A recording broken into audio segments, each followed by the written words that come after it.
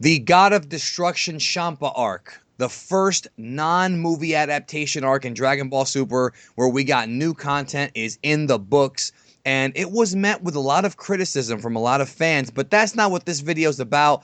On this video, we're talking 10 things that we liked about the Champa arc slash Universe 6 versus Universe 7 tournament. Don't forget to subscribe and spread the word about this video, and check out my Instagram at GeekdomBigD. Alright folks, by now you should know how this works when Mike and I get together to do a list. He's got 5, I've got 5, and we also have the other side of this over on LaughingStock Media's channel, which is 10 things that we did not like about the Champa arc, and I'll leave the link down below. So Mike, what's up? Not much, except, I'm sure most of your viewers by now are like, Mike's such a negative asshole. Every single one of your videos, it's always the negative. Well, I don't really mind getting negative every once in a while, so we're going to do it over there. But in this one, we're going to be talking about things we liked, and there's a lot of stuff I really liked about this tournament and this whole arc in general, and so I can't really wait to talk about them. Dragon Ball Super's definitely had great moments. And no, I don't think you're that negative. I think Zeon gets that reputation, which is not really fair to him either. All right, so you got 5, I got 5. What is your first 10 thing you liked about the Champa arc? Well, the first thing I'm going to talk Inside about Dragon Ball Super.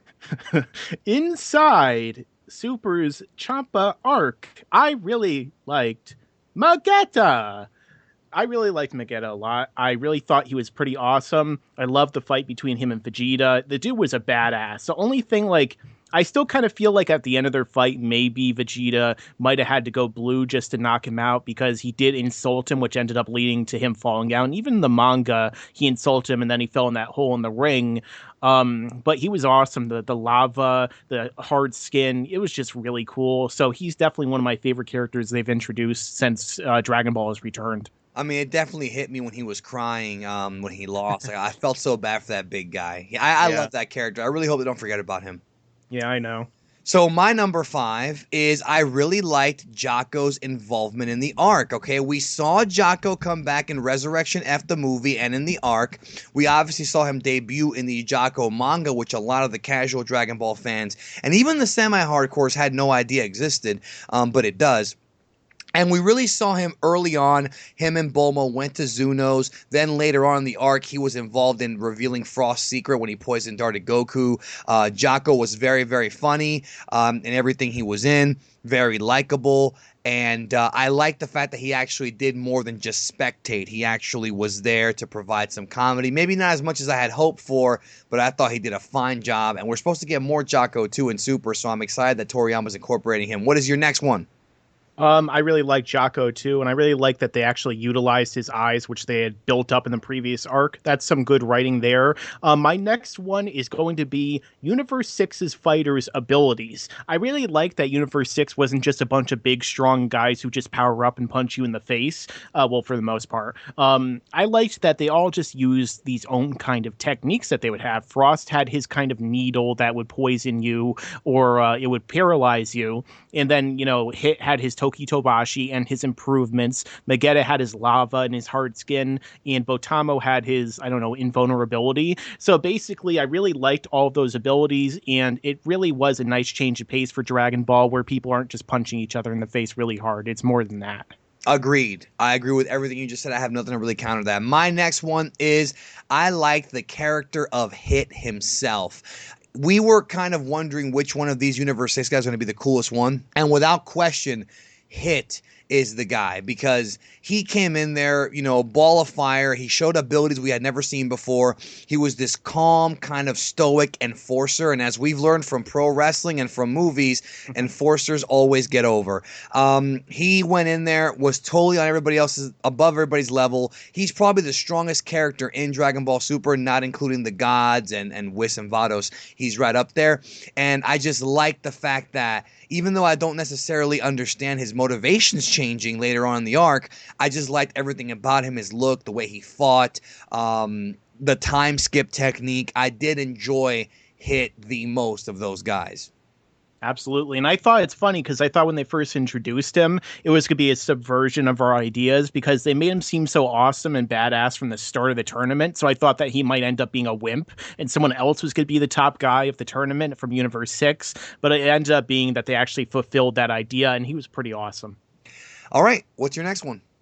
My next one is the dragon himself that comes from the Super Dragon Balls, the Super Shenron, because this guy was awesome. He was gigantic. He was like something out of Tengen Toppa Gurren Lagann, for anime fans out there, bigger than like the entire universe. Like he filled up the entire thing for the most part, and they had to go inside the guy and actually be talking to his core and his nucleus just to grant a wish. I thought everything about it was awesome, great design, just, the scope of it really felt like something that would come out of those Super Dragon Balls. Almost kind of wondering if they're going to have super duper Dragon Balls in the future and it's bigger than all 12 universes. We'll have to see, though. That's too much, bro. I can't handle that. But the dragon scene was amazing. I agree because like everything about the scene too, the music, the fact that they had him eating Saturn or whatever. And I agree with you. The part where they went inside of him kind of really had this like Star Trek V'ger vibe, like how you're going inside to speak to the nucleus. Like whoever came up with that, whether it be Toriyama or the staff at Toei, because Toriyama might have just told him, okay, make the dragon big, and then the animators came in and did all that. I thought was fantastic. I thought it was great. My next one that I loved about the Champa arc is Vegeta and Cabba's character building. Even though the fight was not that amazing, there were a lot of really good shots, a really good animation in the fight.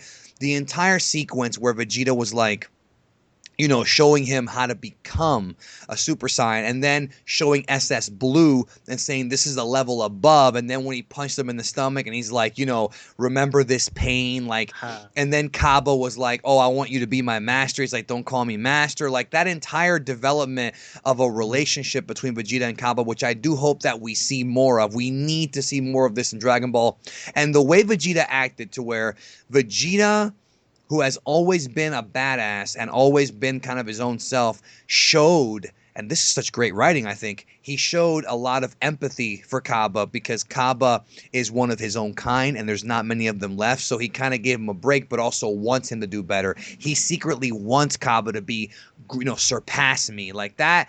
That's such great development for Vegeta. Vegeta's become one of the most likable characters in the series because of Super. That's one thing Super's actually, I feel, gotten right about Vegeta. The comedy stuff with Vegeta's been great. In the Battle of Godark, with the eel, and with the Beerus, the squid. Everything with Vegeta's been so fantastic. And this, to me, adds another layer to it. And I really, really hope that they continue, building this relationship with Vegeta and Cabba. What's your next one?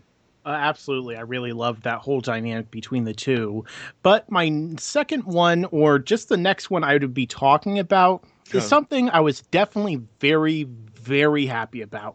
And that's that Broly was not in this new stuff. But yeah, what's your number two, or what's your next one? I agree with you a lot, and I actually thought about doing a video, 5 reasons why Broly will never be in Super. But at this point, who the hell knows? That we get new shit every week. We'll get future Broly from Universe 6. There you go, evil future Broly. No, good future Broly. Super Saiyan Satan. I don't know. All right, my next one, my number 2 or number 4, whatever, the Kaioken Goku scene.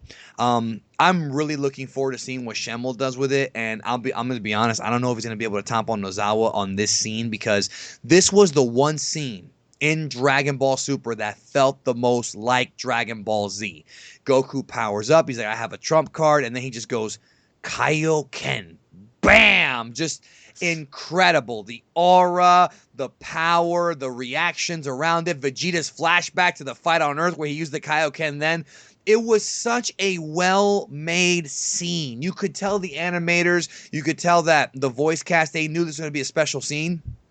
And then when Goku lunges that hit and they play the intro music to Super, Shozetsu Dynamic, I thought was just... And it might have been, at this point, my favorite individual scene in Super. Absolutely loved it. And it's not even my number 1, but it's what a great freaking scene. Everything about it was fantastic. Yeah, I really like that. Although it's kind of funny with my next one, it kind of is the antithesis of everything you were just talking about. Because the thing I really liked the most about the entire arc was that Monaka ended up winning the tournament in the end. because honestly, I didn't want Goku to win the tournament, and I thought that's what everything was building to when he returned to the tournament and when he got the Kaioken. But then Hit just ridiculously outpaced him, I guess, and ended up defeating him basically in the end. And so we ended up getting Monaka. I didn't really care, I guess, for Monaka being weak in the end, but I still really liked that he won, and I still really liked the whole ending to the tournament as a whole because it really subverted our expectations in typical Toriyama fashion. So it was definitely the thing I liked the most. Yeah, we saw essentially. Well, we'll talk about that a little more because I had that on my dislikes list over on Laughing Stock Media's channel. So those of you can go over there and check that out. Not because I hated it, but because I have some nitpicks. Not anything too crazy. My number one favorite thing about the Champa arc is the man himself, Champa. From the minute that he was debuted, he quickly became my favorite character. In the first episode, the fact that he's wondering about his caloric intake, his cockiness about the eggs being so tasty, the facials that he makes, his reactions to everything. Champa is so amazing. Beerus is already a funny character, and now we have Champa who's funnier because he's fat. And as you and I know, fat people are funnier than skinny people. So it's a fact. Just look at Chris Farley. It's a fat fact. Yes, exactly. I love Champa. I love everything about Champa. I want to see more of Champa. I don't think we've gotten enough Champa, and everything about him just puts a smile on my face. I've actually rewatched Dragon Ball Super episode 28 like 3, 4, 5 times because I want to see Champa over and over and over again. The way he reacts to drinking the sangria, he's smiling, just everything about him. I want to give him a big hug. And at the end of the arc, Beerus's wish, which is not on our top 10, but it probably would be a good runner-up. I thought Beerus's wish for Champa gave a tremendous amount of growth for the Beerus character and for the Champa relationship, and I really hope that at some point later on in Super, we see Champa repay that for Beerus, whether it be getting revenge for him, whether it be teaming up with him, saving his life, whatever the case is. I want to see the relationship develop.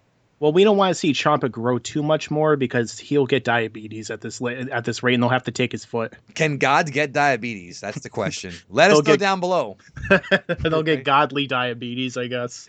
Yeah, which is kind of scary. Well, that's been our video about the 10 things we liked about the Champa arc. Let us know down below. As always, I want to hear from all you guys. Number 1, can gods get diabetes? Number 2, what did you like about it? And then, of course, go over to Laughing Stock Media and then tell us what you didn't like about it. The link to that video, the other side of the coin, will be in the description down below.